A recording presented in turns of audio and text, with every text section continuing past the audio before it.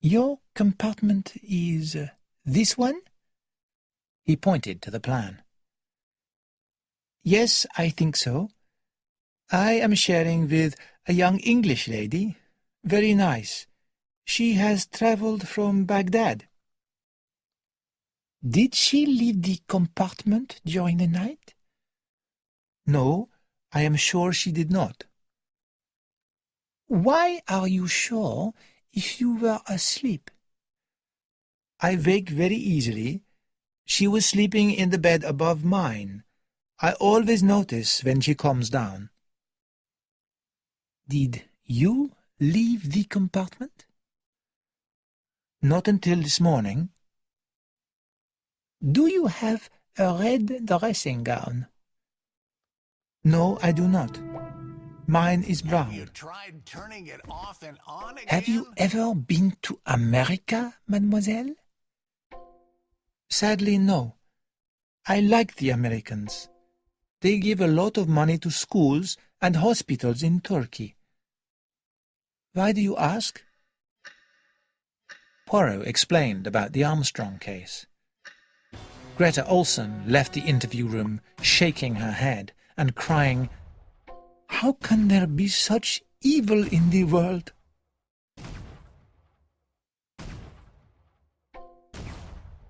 Poirot spent some time writing notes. The conductor said that Mrs. Hubbard's bell rang sometime after 1 a.m. Yes, it seems quite clear that the murder happened at 1:15, said Monsieur Bouc. That fits the evidence of the watch and the stories of the conductor and Mrs. Hubbard. And I think I can guess who the murderer is.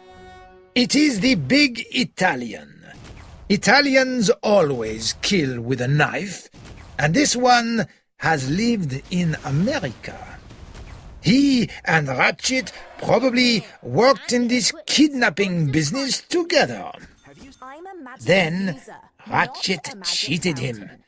The Italian wanted revenge. He sent threatening letters, and then he killed him. Very simple. Simple except for the manservant with the toothache, who says that the Italian never left the compartment, said Poirot. Yes, that is a difficulty, but it will all be explained, said Monsieur Bouc confidently. The detective shook his head. No, it is not as simple as that, I fear. But let us hear what Pierre Michel can tell us about this button. The conductor was called and shown the button. It seems certain, said Monsieur Bouc, that the murderer passed through Mrs. Hubbard's compartment and dropped that button. Michel was very upset. It is not mine, monsieur. Look, my uniform has lost no buttons. I am innocent of this crime. Where were you when Mrs. Hubbard's bell rang? In the next carriage, monsieur. I was talking to a colleague. The colleague was called. His story agreed with Michel's. The buttons of all the other conductors' uniforms were checked, and none were missing. Monsieur, do you see now? I am not guilty, cried Michel. Calm yourself, Michel, said Monsieur Bouc. Think back to last night. When you ran to answer Mrs. Hubbard's bell, did you see anyone in the corridor? No, monsieur. That is no surprise, said Poirot. Mrs. Hubbard lay with her eyes closed for some time after she realized that there was someone in her compartment. The man probably went out then. If the murderer was one of the passengers, He had time to get back to his own compartment before Michel arrived. We still have 8 passengers to interview, said Monsieur Bouc. Shall we see the Italian next? You think only of your Italian, laughed Poirot. No, we will see the princess first. Michel, could you ask her to come in? Princess Dragomirov looked even uglier than the day before, but intelligence and energy shone from her small, dark eyes. As Monsieur Bouc apologized for troubling her, she stopped him in her deep, clear voice. Murder is a serious matter, monsieur. I am happy to help you in any way that I can. Thank you, madame, said Poirot. You are Princess Natalia Dragomirov, traveling to your home in Paris. Yes, my maid is with me. Please, could you tell us your movements last night after dinner? Willingly. I went to bed straight after the meal. I read until 11, then turned out the light. I was unable to sleep because of pains that I often have in my legs. At about 1:45, I rang for my maid. She read to me until I felt sleepy. I am not sure exactly when she left me. After half an hour, perhaps. You have been in America, I suppose, madame? The sudden change of subject surprised the old lady. Many times. Did you at any time meet a family called Armstrong? Her voice shook as she said, If you mean Sonia and Robert Armstrong, then yes. Sonia was my goddaughter. Her mother, the actress Linda Arden, was a close friend of mine. Linda Arden is dead now? She is alive, but she sees no one. Her health is very poor. There was, I think, a second daughter? Yes, much younger than Mrs. Armstrong. Where is she now? The old woman looked at him in surprise. What connection do these questions have with the murder on this train? The murdered man was responsible for the kidnap and murder of Mrs. Armstrong's child. Ah, Princess Dragomirov sat straighter in her chair. then this murder is a very happy event. You will excuse my strong opinion on the subject. Of course, madame. Now we must return to my earlier question. Where is the younger daughter of Linda Arden? I honestly cannot tell you, monsieur. I have lost contact with her. I believe she married an Englishman some years ago, but I'm afraid I cannot remember his name. She paused for a minute and then said, Is there anything else, gentlemen? Just one thing, madame. The color of your dressing gown? I suppose you have a good reason for asking this. It is blue.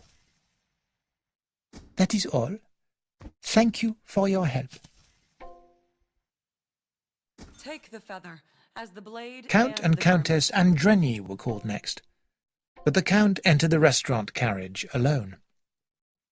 He was a fine-looking man, tall, well-built, with a long moustache and dressed in an expensive English suit. Well, gentlemen, he said, What can I do for you? As you know, said Poirot, there was a murder here last night, and I must ask certain questions of the passengers. Of course. I'm afraid, though, that my wife and I were asleep and heard nothing at all. Do you know who was murdered, monsieur? The big American, I understand. Yes, his name was Cassetti.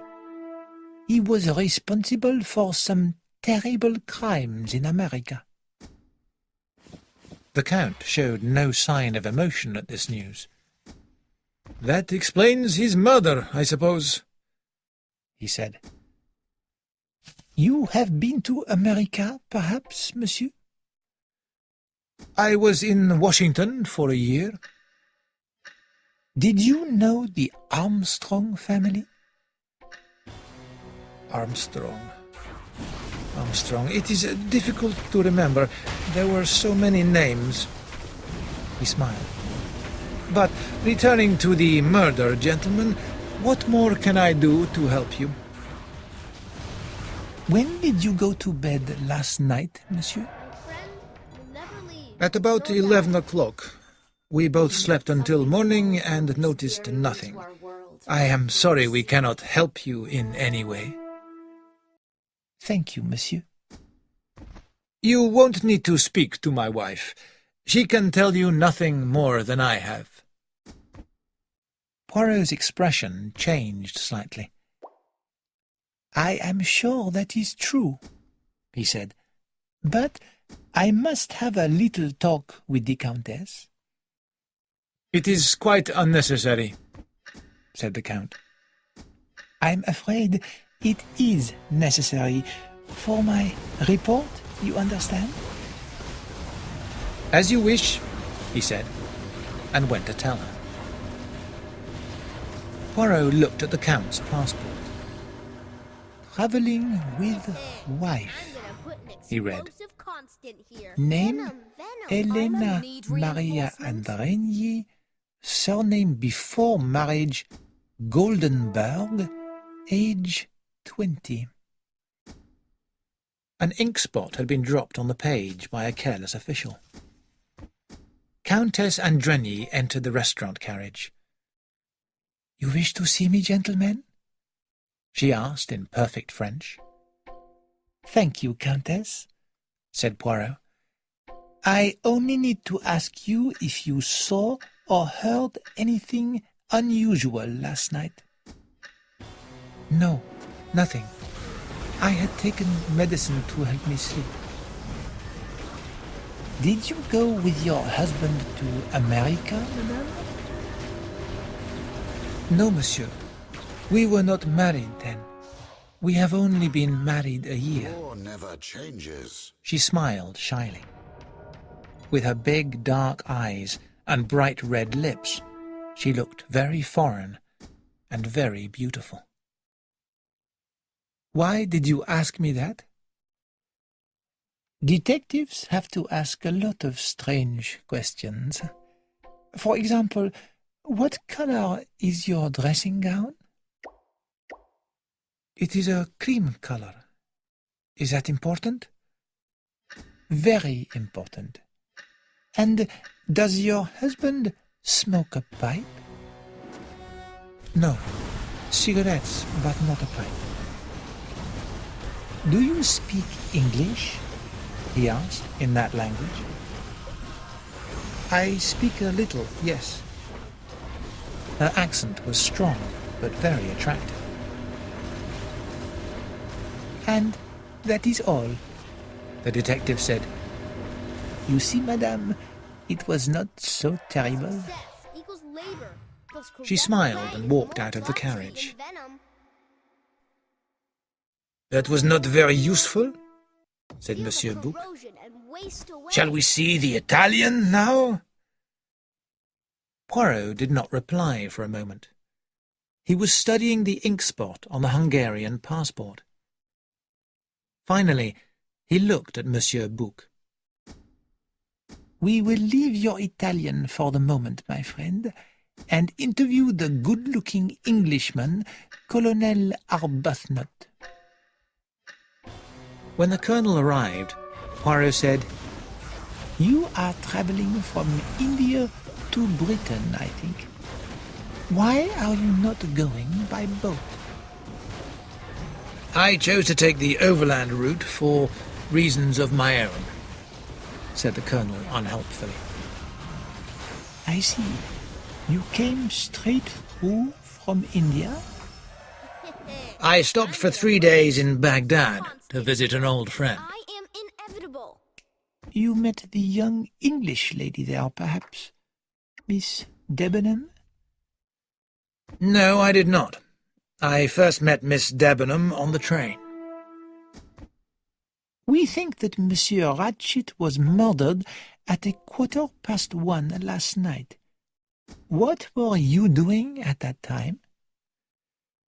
I was talking to the young American, the dead man's secretary. We were in his compartment. Did you know Monsieur McQueen before this journey? No, we started talking yesterday, and we enjoyed each other's company. I don't usually like Americans, but I like McQueen. We had a long discussion about India and America and the world in general. I was quite surprised when I looked at my watch and found that it was 1:45. That is the time that you stopped this conversation? I'm gonna put an explosive Yes. constant here. What did you do then? I walked back to my own compartment and went to bed. Now, Colonel, I want you to think back to your conversation with Monsieur McQueen. You got out at Vinkovci? Yes, but only for about a minute. It was snowing very hard. So, you came back in. You sat down again. You smoked. Perhaps a cigarette. Perhaps a pipe. He paused for a moment. A pipe for me. McQueen smoked cigarettes. The train started again. Did anyone pass the door after that? I don't remember anyone except the conductor. Wait a minute. There was a woman, too, I think. She was wearing something red. Thank you. Have you ever been in America, Colonel? Never. I have no interest in going there. Did you ever know a Colonel Armstrong? Armstrong.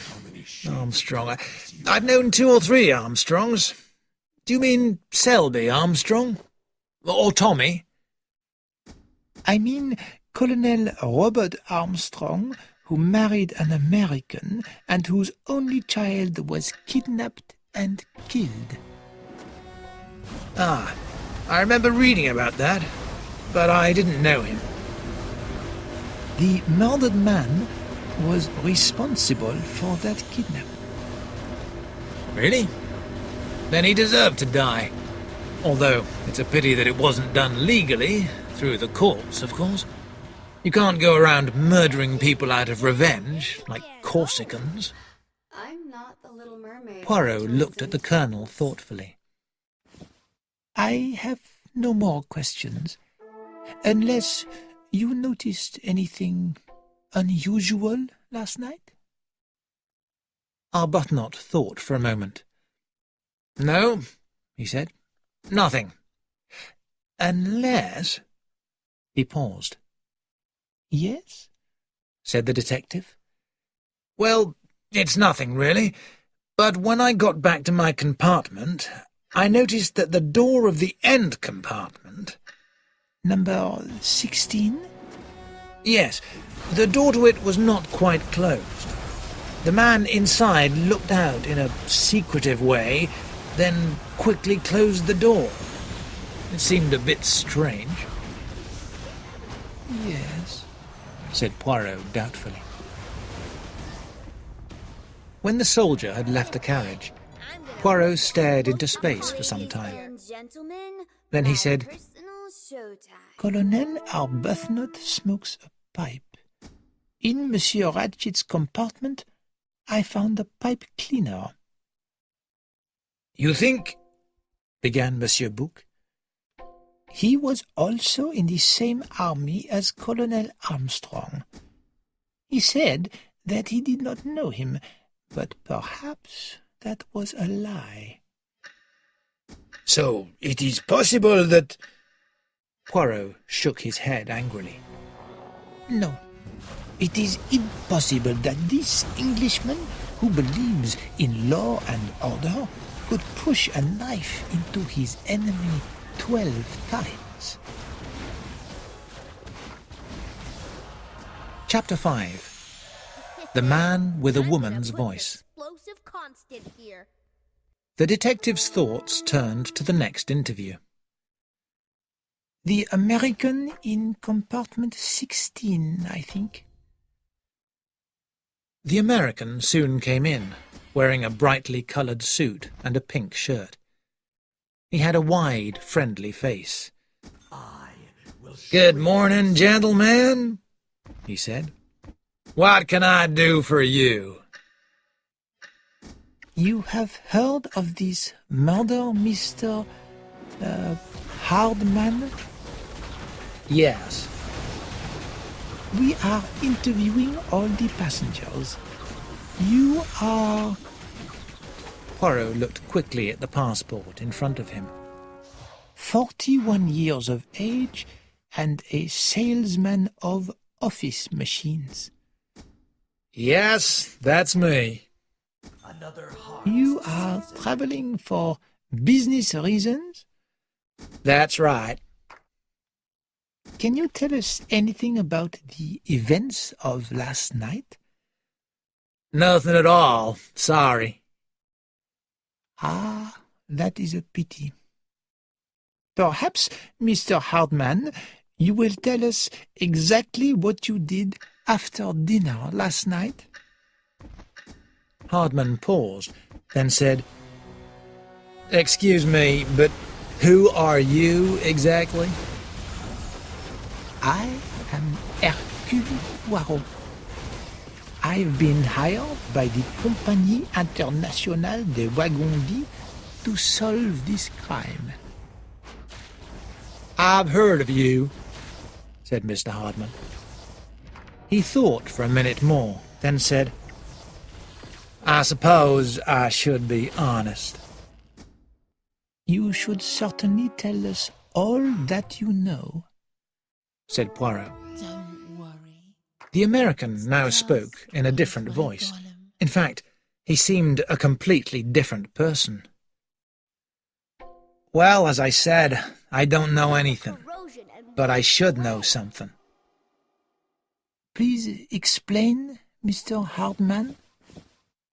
"Some of the information in my passport is false. This is who I really am." He produced a card from his pocket. Mr. Cyrus B. Hardman, McNeil's Private Detectives, New York. Poirot knew the name of the company. McNeil's had an excellent reputation. "I've gone to Istanbul after a couple of criminals. No connection with this business. I was planning my journey home to New York when I got this." He pushed across a letter. Dear Sir, I understand that you are a private detective. Please come to my rooms at 4 o'clock this afternoon. It was written on notepaper from the Tocatlian Hotel in Istanbul and was signed S.E. Ratchett. I went to see Ratchett, and he showed me some threatening letters that he had received. He hired me for protection on his journey west. Well, my protection wasn't very good, was it? How had you hoped to protect him? I had planned to travel in the next-door compartment, but it was taken. Number 16 was in a good position, though. No one could reach Mr. Ratchet's compartment without passing mine. You had no idea, I suppose, who the possible attacker was? Well, I knew what he looked like.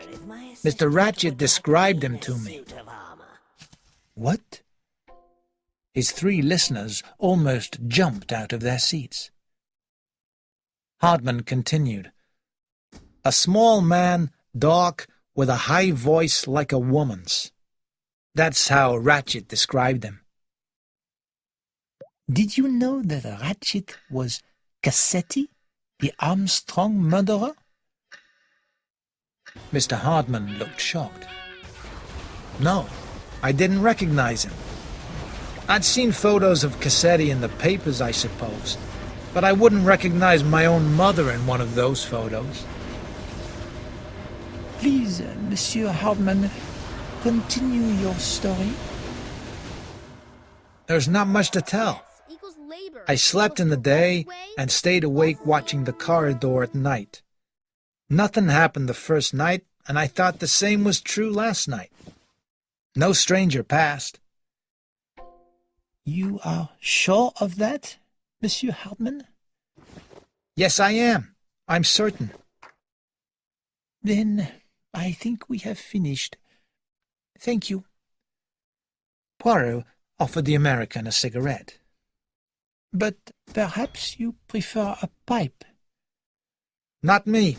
It was nice to meet you, Mr. Poirot. He took a cigarette and walked away. The three men looked at each other. A small man, dark, with a high voice like a woman's, said Monsieur Bouc thoughtfully. A description which fits no one on the train, said Poirot. He paused, then said with a smile, And now we will make Monsieur Bouc happy. We will see the Italian. The man with dark skin and a pleasant, cheerful face was soon walking across the restaurant carriage towards them. Your name is Antonio Foscarelli from Italy? Yes, monsieur, but I have become an American citizen. It is better for my business. He smiled. You sell Ford motor cars? Yes, you see... Ladies and gentlemen, A long explanation of Foscarelli's business methods followed, before Poirot could continue his questions. So, you have lived in the United States for the last 10 years? Yes, monsieur. I remember the day that I left. My mother... Poirot interrupted him. Did you ever meet Mr. Ratchet in America? No, but I met many people like him. On the outside, very polite, very well-dressed, but underneath, evil. In my opinion, Ratchet was a criminal. Your opinion is correct, said Poirot. Ratchet was Cassetti, the kidnapper. What did I tell you? I am good at reading people's faces. It is important in my work. You remember the Armstrong case? Not very well. It was a little girl, wasn't it? A terrible crime. But these things happen, even in a great country like America. Did you ever meet any members of the Armstrong family? I don't think so, but it is difficult to say. Last year alone, I sold cars to... Poirot interrupted him again. Monsieur, please tell me what you did last night after dinner. With pleasure. I went back to my compartment. An English servant shares the compartment with me, but he was out. Then he came back, but he wasn't interested in talking. Yes, no, nothing else. He was very unfriendly. He read his book, and I read mine. I smoked a cigarette or two. He had toothache, and he was making a lot of noise about it. I went to sleep, but I woke up a few times to the sound of his complaining. Did he leave the compartment at all during the night? I don't think so. When the door opens, the light from the corridor comes in very brightly and wakes you up. With words of thanks, Poirot brought the interview to an end. I am the god of war, boy. Well, he has been in America for a long time, said Monsieur Bouc, when Foscarelli had left the carriage. He is Italian. Italians are good at lying and love using knives. I don't like Italians. That is very clear, smiled Poirot. But there is no evidence against this man. Italians use knives, yes, but in a fight, when they are angry. This murder was very carefully planned. He picked up the last 2 passports. Let us see Miss Mary Debenham next. Miss Debenham entered the restaurant carriage calmly, dressed in a little black suit. She sat down opposite Poirot. Your name is Mary Hermione Debenham. You are English, and you are 26 years old? Began Poirot. Yes. Now, Miss Debenham, what can you tell us about last night's events? Nothing, I'm afraid. I went to bed and slept. Poirot looked at her thoughtfully. You are travelling from Baghdad to London, I believe. Yes. What have you been doing in Baghdad? I have been working as governess to 2 children. Have you ever been to America? America? No, never. What is your opinion of the lady who shares your compartment, Miss Olson? She seems a pleasant, simple person. What colour is her dressing gown? Mary Debenham looked surprised. A brown colour. And I noticed your dressing gown on the train to Istanbul. It is purple, I believe. Yes, that is right. Have you got any other dressing gown, Miss Debenham? Red one, for example? No, that is not mine. The detective moved forward quickly, like a cat jumping on a mouse. Not yours? So, you know that the red dressing gown belongs to someone else. Whose is it? The girl moved back a little, shocked. I don't know, she replied. I saw someone wearing it last night in the corridor, but I didn't see her face. Was she tall or short, fair or dark? She had a hat on, so I couldn't see her hair. But she was tall and thin. It was a Chinese-style dressing gown. Yes, that's right. Chinese. The detective was silent for a minute. Then he said to himself, I cannot understand. None of this makes sense. Looking up, he said to Miss Debenham, We do not need you anymore. You can go. When she had left, Monsieur Bouc stared at his friend with a confused look on his face. You think she is guilty, don't you? He said slowly. But why? She seems a very pleasant young lady, the last person in the world to be a murderer. I agree, said Constantine. She is a very calm person. She would not murder her enemy. She would take him to court. There is an unemotional, intelligent brain behind this crime. Miss Debenham fits the description of the murderer exactly. Monsieur Bouc shook his head. You are wrong, my friend. That young woman is not a criminal. I have another reason to think carefully about her. I have not yet told you what I heard during my journey to Istanbul.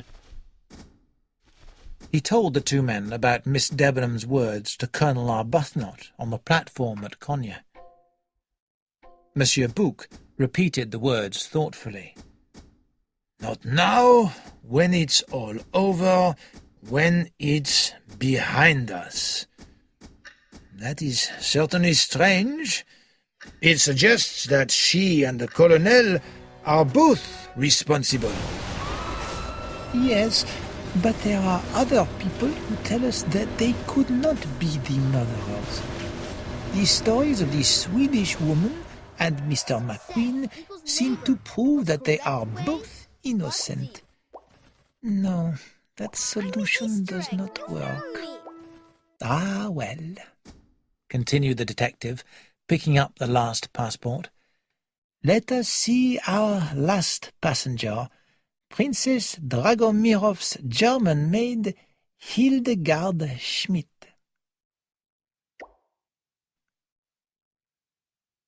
When the maid entered, Poirot asked her gently in German about her movements the night before. I do not know anything, monsieur, she said. Your employer sent for you last night, I believe. Do you remember the time? No, monsieur. I was asleep when the conductor called me. Do you often go to your employer's room at night? It is not unusual, monsieur. She does not sleep well. And did you put on your dressing gown to go to her compartment? That would not be right, monsieur. I put on my day clothes. Although it is a very nice dressing gown. Red, I think. She stared at him. It is dark blue, monsieur. Ah, my mistake. So, you went to the princess's compartment. What did you do there? I read to her. Then I returned to my own compartment to get her an extra blanket and finally went back to bed. Do you know what time that was? No, monsieur. And you met no one in the corridor? No, monsieur. There was nobody there except the conductor. Everyone was asleep. But you did see the conductor. What was he doing? He came out of one of the compartments, monsieur. Monsieur Bouc moved forward. Which one? He asked urgently. The maid looked frightened. One of the middle ones, monsieur. 2 or 3 doors from the princess's. Please tell us exactly what happened. He almost ran into me as I was taking the blanket to the princess. Then he apologized and continued down the corridor. A bell began ringing, but I do not think he answered it. This poor conductor, said Poirot. He had a busy night. First he had to wake you, then there was that bell. He was not the conductor who woke me, monsieur. It was another one. Another one? Would you recognize him if you saw him again? Is it you I think so, monsieur. or me who is living Poirot in the whispered dream? something in Monsieur Bouc's ear. Monsieur Bouc went to the door to give an order. Have you ever been to America? The detective continued. Never, monsieur. It must be a fine country. He took a handkerchief from his pocket. Is this yours?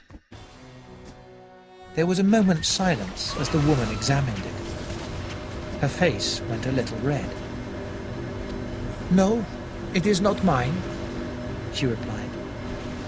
It has the letter H, you see, for Hildegard. Really, it is not mine. This is an expensive handkerchief, monsieur, the handkerchief of a fine lady. You do not know which fine lady? Poirot noticed that there was a slight pause before she answered. I? Oh, no, monsieur. Monsieur Bouc now whispered in Poirot's ear. The detective said, The 3 conductors are coming in, mademoiselle. Please could you tell me which one almost ran into you last night?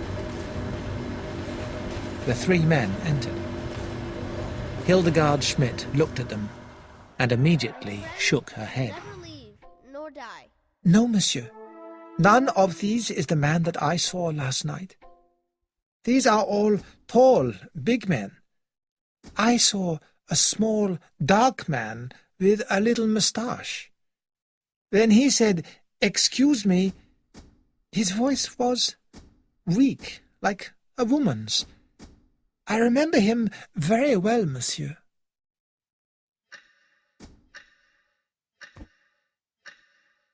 Chapter 6. The Sponge Bag. "A small dark man with a high voice," said Monsieur Bouc when the conductors and Hildegard Schmidt had left the carriage. "That is the enemy that Ratchet described. People's labor was But correct where is he now? policy. He didn't leave the train, but he isn't on the train either." Like you, I am very confused, said Poirot. In this situation, it is always best to return to the facts that we can be sure about. Fact 1. Ratchet, or Cassetti, was murdered in his bed last night with 12 knife wounds in the chest. Fact 2. His watch had stopped at 1:15. "So that gives us a definite time for the crime," said Monsieur Bouc. Not necessarily, said the detective. It is possible that the murder happened earlier or later than that time, and that the murderer has left us the watch as a false clue. There is also the information from Dr. Constantine that at least 2 of the wounds were made sometime